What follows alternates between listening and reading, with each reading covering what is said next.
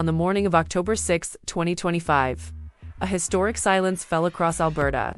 For the first time in the province's history, more than 51,000 teachers walked off the job, leaving classrooms empty, hallways quiet, and hundreds of thousands of students without their daily routines.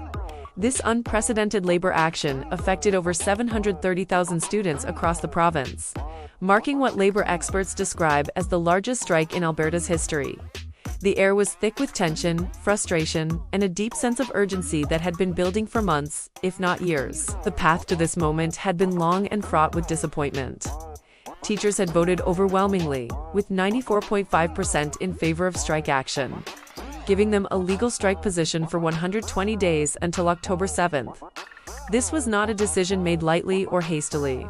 Behind that staggering 94.5% approval rate were thousands of educators who had reached their breaking point, teachers who had watched their working conditions deteriorate year after year, who had seen their classrooms grow more crowded, their resources stretch thinner, and their voices fall on deaf ears. The strike deadline of October 6th had been announced weeks earlier, giving the provincial government ample time to negotiate, to find common ground, to avert this crisis. Yet, as the deadline approached, no agreement materialized. The issues at stake were far from trivial. Teachers were demanding better wages, yes, but their concerns went much deeper than their paychecks. They were fighting for smaller class sizes, for adequate resources, for working conditions that would allow them to actually teach rather than simply manage overcrowded rooms. As Heather Quinn, president of Ottawa Local 37, representing Edmonton public school teachers, passionately declared, public education is a foundation of a strong democratic society. This strike, in the eyes of many educators, was about protecting that very foundation. The scale of the disruption cannot be overstated. The strike affected 700,000 students across 2,500 public, separate, and francophone schools throughout the province. Think about that number for a moment. 700,000 young people, from kindergarten to grade 12, suddenly thrust out of their normal routines. For parents across Alberta, October 6th brought a cascade of logistical nightmares. Who would watch the children while they worked? How would students keep up with their studies? What about families who relied on school, breakfast, and lunch programs? The ripple effects touched every corner of society. The Alberta Teachers Association, known by its acronym ATA, had tried negotiation after negotiation before reaching this point. Their previous contract had expired in August 2024, leaving teachers working without an agreement for over a year. During this time, educators had continued to show up, to teach, to care for Alberta's children, all while hoping that meaningful negotiations would bring resolution. When a tentative agreement was finally reached in late September, many hoped the crisis had been averted. But hope turned to disappointment when union members reviewed the details and found the offer insufficient to address their core concerns. The vote on that tentative agreement revealed the depth of dissatisfaction among Alberta's teachers. When the results came in, the rejection was clear and decisive. Teachers had looked at the proposed terms, had weighed them against the realities of their daily work, and had concluded that the offer simply did not meet the moment, did not address the overcrowding in their classrooms, did not provide adequate compensation for the increased demands placed upon them, and did not chart a path toward improving Alberta's education system. And so, with heavy hearts but firm resolve, they rejected the agreement and prepared to strike. Premier Danielle Smith, speaking from Montreal where she was addressing the Chamber of Commerce as the strike began, called on teachers to return to the bargaining table. The optics were stark, the premier addressing business leaders in another province, while Alberta schools stood empty. For many teachers and parents, this symbolized what they saw as a disconnect between the government's priorities and the needs of public education. The premier's call for teachers to end their strike was met with a question that echoed across the province. Why should teachers back down when the government had not offered them a reason to?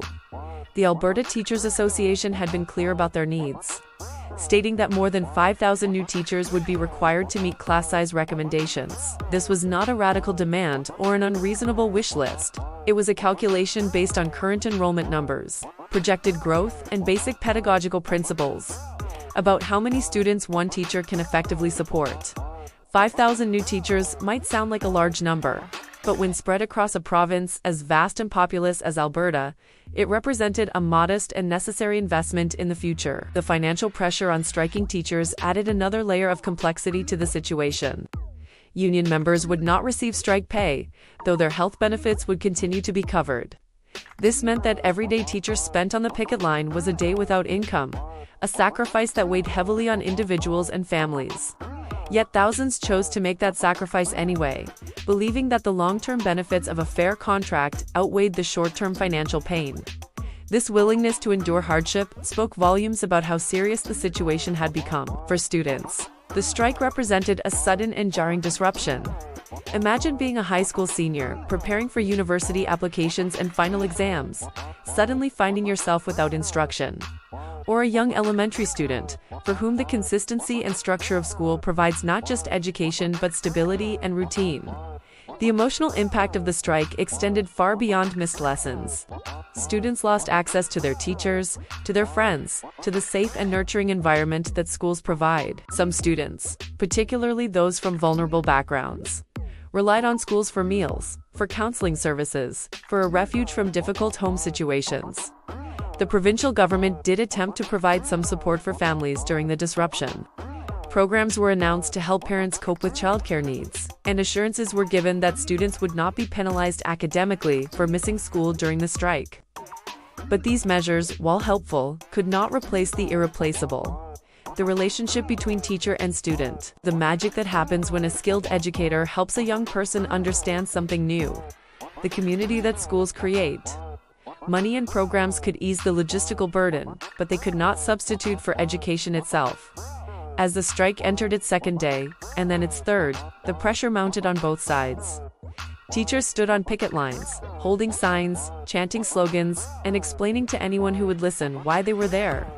Enough is enough became a rallying cry, a declaration that years of deteriorating conditions had pushed them past the breaking point. Parents organized, some in support of teachers, others frustrated by the disruption to their lives.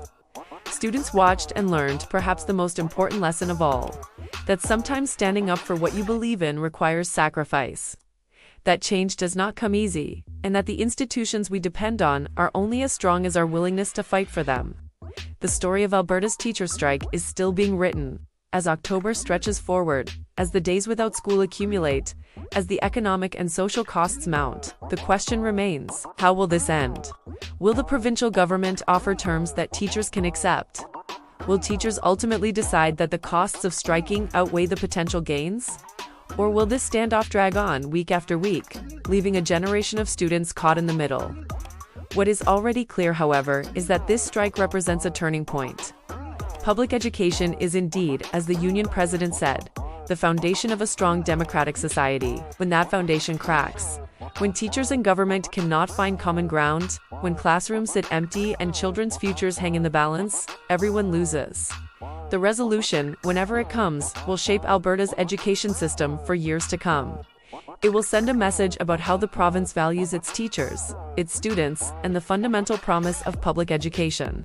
And that message will echo far beyond the borders of Alberta, serving as either a warning or an inspiration to educators and governments across Canada and beyond. The empty classrooms of Alberta stand as a powerful symbol of what happens when dialogue fails, when concerns go unaddressed, when the distance between what is offered and what is needed becomes too great to bridge.